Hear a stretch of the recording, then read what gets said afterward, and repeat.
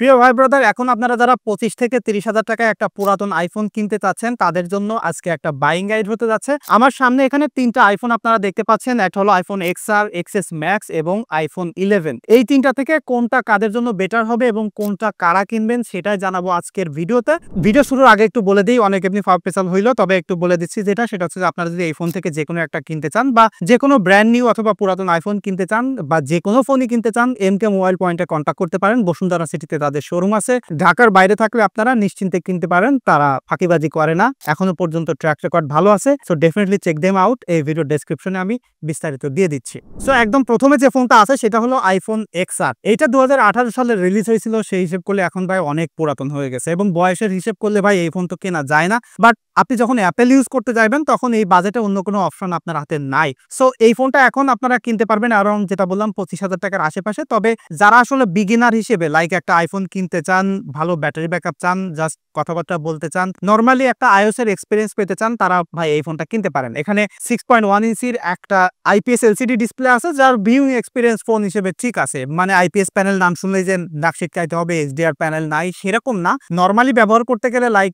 যারা আসলে এরকম বাজেটে ফোন কিনে বা যে প্রায়োরিটিতে ফোন কিনতে চায়, বা আইফোন 11 এর ডিসপ্লেটা কিন্তু এটা সেম। তো এই ফোনটা নর্মালি রিয়েল লাইফে যখন আপনি ইউজ করতে চাইবেন, আমার কাছে মনে হয় যে 95% মানুষের কাছে এইটার ডিসপ্লেতে কোনো কমপ্লেইন হবে না। হ্যাঁ, ডিসপ্লের উপরের নিচে চিন, বেজেল, নচটা একটু বিগার মনে হইতে পারে এবং এটা হয় স্বাভাবিক। তবে আপনি যখন অ্যাপেলের দিক থেকে বিবেচনা করবেন তখন ভাই আপনাকে 80,000-90,000 টাকার উপরে ফোন কিনতে হবে, তারপরে আপনি এই জায়গা থেকে আসলে বের হইতে পারবেন। সো অ্যাপেলের প্রোডাক্ট কিনতে গেলে অনেক কিছু হিসাব দিকে আসলে বাইরে থাকে। যেমন দেখেন এখানে অনলি 12 মেগাপিক্সেলের একটা ক্যামেরা আছে। সো এখন একটা ক্যামেরা সেন্সর দিয়ে 25 সালে আপনি পুরাতন ফোন কিনবেন, তাও 25,000 টাকা দিয়ে, তা তো আসলে হইতে পারে না। তবে তখনই হচ্ছে যখন আপনি অ্যাপেলের ডিভাইসে আসতে, যখন আপনি অ্যাপেলের লোগো পাচ্ছেন। দেখেন মাত্র কয়েকদিন আগে আইফোন 16E রিলিজ করলো, 72,000 টাকা দামের ফোন, 2025 সালে এসে নতুন, তাও একটা মাত্র camera sensor. Can you imagine? But still ওই ফোনটা বিক্রি হবে। সো অ্যাপেলের সাথে আমি যেটা বললাম যে হিসাব নিকাশ মিলিয়ে কিনতে পারবেন না। তবে এই যে সেন্সরটা আছে আর সেলফি ক্যামেরা খুবই রিলায়েবল আছে, লাইক 4K পর্যন্ত ভিডিও করতে পারবেন। আর প্রপার লাইটে ছবি তুললে, ভিভিড মুড লাগাই দিলে,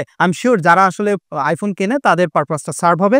আর লাইক এই ফোনটা কিনলে আপনি কথাবার্তা বলতে গেলে ভিডিও কলিং এর এক্সপিরিয়েন্স, অডিও কলিং এর এক্সপিরিয়েন্স, হোয়াটসঅ্যাপ, মেসেঞ্জার, এগুলো খুব ভালোভাবে চালাইতে পারবেন। এখনো ভালো ব্যাটারি ব্যাকআপ পাবেন। লাইক এটার ব্যাটারি হেলথ এখন মার্কেটে তেমন ভালো পাবেন না। আর যদি ভালো ব্যাটারি হেলথে পেয়ে যান তাহলে আই এম শিওর যে ওটা বুস্ট করা। তারপরে একটা জিনিস, এটার ব্যাটারি ব্যাকআপ আপনারা ভালো পাবেন এবং এইটা একদম similar, very similar to iPhone 11। Just camera sensor আর প্রসেসরের দুর্বলতা আছে, সামান্য একটু ব্যাটারিও কম আছে। বাট আমি বলতে পারি অ্যাজ এ স্টার্টার হিসেবে এই ফোনটা ভালো হবে। এবং এইটাতে কিন্তু অ্যাপেলের A12 বায়োনিক প্রসেসর ব্যবহার করা হয়েছে, যেটার ভাই পারফরমেন্স এখনো দুর্দান্ত। মাত্র 3GB র্যাম আছে। এখানে কিন্তু iOS 18 চলতেছে, একদম লেটেস্ট সফটওয়্যার। তবে এরপরে আর নতুন কোনো সফটওয়্যার আপডেট পাওয়ার পসিবিলিটি নাই। তারপরে আমি বলতে পারি আরো কয়েক বছর খুব ভালোভাবে ব্যবহার করতে পারবেন। তবে 5G সাপোর্ট নাই, সেটা আই হোপ সবাই জানেন। আইফোন 11 সিরিজও নাই, সো সেটা এখানে এক্সপেক্ট করাই যাচ্ছে না। তারপরে যে ফোনটা আছে সেটা হলো আইফোন 11। আইফোন 11টা অ্যারাউন্ড আপনারা 30,000 টাকায় কিনতে পারবেন এবং আমাদের দেশে আমার মনে হয় যে মোস্ট সেলিং একটা আইফোন, মানে প্রত্যেকটা দোকানদার তাদের সব থেকে বেশি বিক্রি হওয়া ফোন এটা, এই আইফোন 11। এটা বিভিন্ন কালারে পাওয়া যায়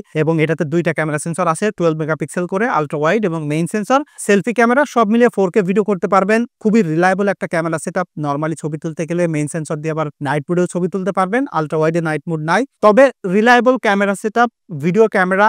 আর যদি আপনি মনে করেন যে ডেইলি লাইফে ব্যবহার করবেন, ভালো ব্যাটারি ব্যাকআপ, তাহলে ডেফিনেটলি এই ফোনটা কিনতে পারেন। আর যদি গেমিং করতে চান স্টেবল একটা পারফরমেন্সের জন্য, এখানে হাই রিফ্রেশ রেট পাবেন না, বাট যেটা খেলতে পারবেন সেটা স্টেবল। ব্যাটারি ব্যাকআপ গেমিং করতে গেলে কম পাবেন, বাট ওভারঅল আমি বলতে পারি যে iOS এর এক্সপিরিয়েন্সের পাশাপাশি খুবই ভালো একটা এক্সপিরিয়েন্স এখনো 2025 সালে এসে এই 19 সালের ফোনটা থেকে আপনারা পেয়ে যাবেন। এবং এই ফোনটা কিন্তু আরো 1 বছর কমপক্ষে সফটওয়্যার সাপোর্ট পাবে, অর্থাৎ iOS 19 পাবে এবং অ্যাপেলের A13 বায়োনিক প্রসেসর, 4GB র্যামের সাথে পাচ্ছেন।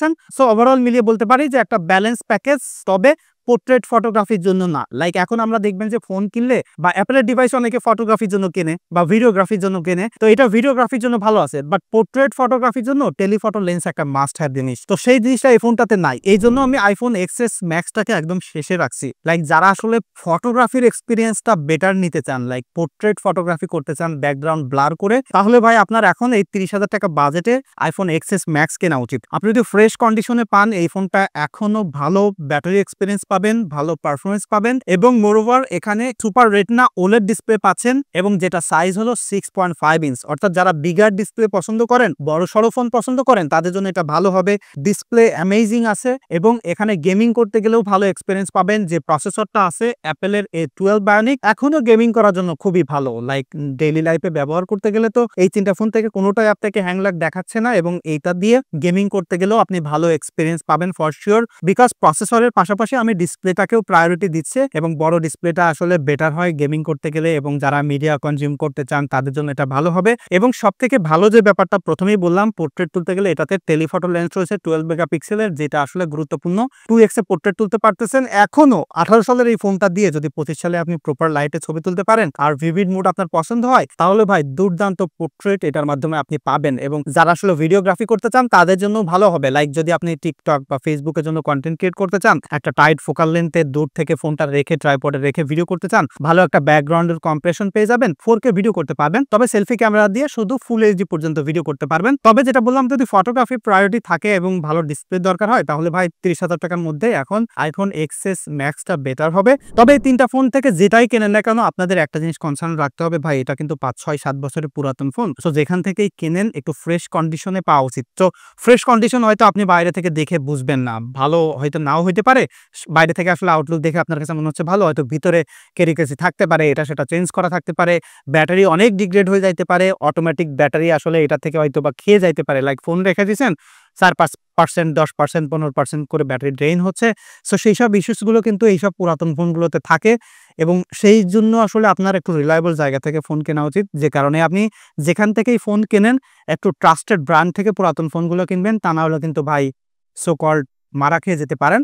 আর এটাই ছিল মূলত আমার গাইড এই বাজেটের ফোনগুলোর মধ্যে। এর মধ্যে আরো কয়েকটা ফোন আপনারা পাবেন, যেমন আইফোন XS পাইতে পারেন, আবার AC 2022 পাইতে পারেন। AC 2022টা ভাই যে ডিসপ্লের চিন বেজেলটা আছে এবং ফোনের যে সাইজ, সেটা মোস্ট অফ দ্য ইউজারদের জন্য আসলে বেটার না। লাইক সার্টেন কিছু পিপল আছে যাদের জন্য বেটার, যে কারণে আমি ওইটা এই লিস্টে ইনক্লুড করিনি। আর একটা জিনিস হচ্ছে আইফোন XS কেন ইনক্লুড করিনি, আইফোন XS যদি আপনার কেনার টার্গেট থাকে তাহলে আমি বলবো কিছু টাকা বায়ে আপনার XS ম্যাক্স কেনা উচিত। অ্যাটলিস্ট এখানে ভালো ব্যাটারি ব্যাকআপ পাবেন এবং XS এর যেসব এক্সপিরিয়েন্স সবই আপনি XS ম্যাক্স থেকে পাচ্ছেন। আর 25,000 টাকা বাজেটে যদি এখন আইফোন কিনতে হয়, তাহলে জাস্ট বেসিক ইউজাররাই কেনেন, সেটাই হবে আইফোন XR। আপনার যদি কোনো মতামত থাকে বা আপনি যদি কোনো ফোন এখান থেকে ব্যবহার করেন, তাহলে খারাপ দিক ভালো দিক ডেফিনেটলি এখানে কমেন্ট করে জানাইতে পারেন, তাহলে অন্যরা যারা কিনতে চায় তাদের উপকার হবে। দেখা হচ্ছে আগামীকাল। ধন্যবাদ সবাইকে।